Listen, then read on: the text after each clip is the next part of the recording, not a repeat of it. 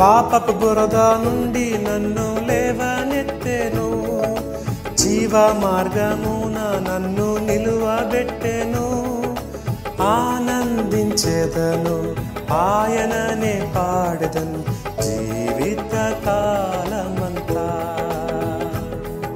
ఆనందించేదను, ఆయననే పాడెదను జీవిత కాలమంతా. నాను తన్ కృత పాట నా యేసు ఉంచెను. 32వ కీర్తన మొదటి వచనంలో చక్కని మాట మనం చూస్తాం. తన అతిక్రమమునకు పరిహారము నొందినవాడు, తన పాపమునకు ప్రాయశ్చిత్తం నొందినవాడు ధన్యుడు. ఐశ్వర్యము, గొప్పతనము, పేరు ప్రఖ్యాతులు ఉంటే వీరదృష్టవంతులు అని లోకం గుర్తిస్తుంది.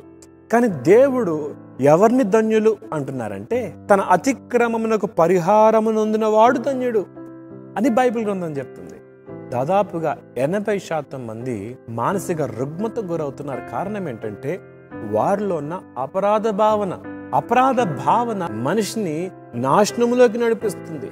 అపరాధ భావన మనిషిని ఆత్మహత్య చేసుకోవటానికి ప్రేరేపిస్తుంది. మరి భూమి మీద ఎవరున్నారండి అతిక్రమం చేయని వారు? మీరు భూతద్దం పెట్టుకొని వెతికినా ఒక్కరు కూడా దొరకరు. బైబిల్ గ్రంథం చెప్తుంది, నీతిమంతుడు లేడు, ఒక్కడు లేడని.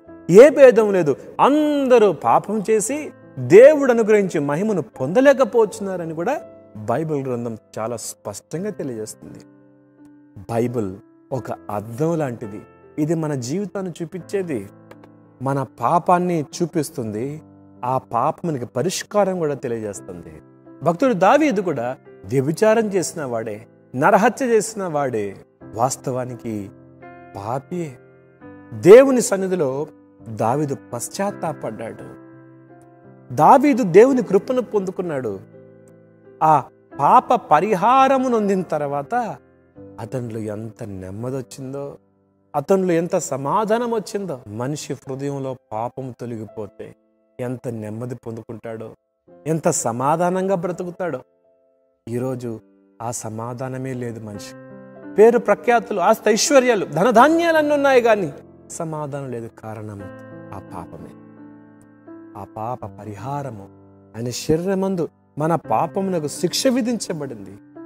ఆయనందు విశ్వాసం ఉంచిన వారు అతిక్రమం నుంచి విడుదల పొందుతారు, పాపము నుంచి విడుదల పొందుతారు, శాపము నుంచి విడుదల పొందుతారు, తీర్పు నుంచి విడుదల పొందుతారు. ఎంత గొప్ప నెమ్మది దేవుడు నీకు ఇస్తాడో. మన క్రియలతో సంబంధం లేకుండా దేవుడు మనల్ని నీతిమంతులుగా తీరుస్తున్నాడు. ప్రభువే నిర్దోషి అని తీర్పు తీరుస్తున్నాడు.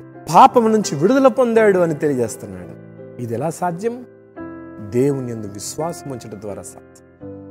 దేవుడు చేసిన కార్యాన్ని అంగీకరించడం ద్వారా సాధ్యం. ప్రార్థన. మహోన్నతుడా, వెత్తబడిన మాటలు మా అందరి హృదయాన్ని ఫలింపు చేయండి. మా పాపమును పరిహరించేవాడో నీవే, మా దోషములు క్షమించేవాడో నీవే. నీవు తప్ప మరొకరెవరు లేరయ్యా క్షమించగలిగేవారు. నీవు ఇచ్చిన గొప్ప క్షమాపణ బట్టి వందనాలు తెలుస్తూ యేసు నామములో అడుగుతున్నాం తండ్రి, ఆమేన్.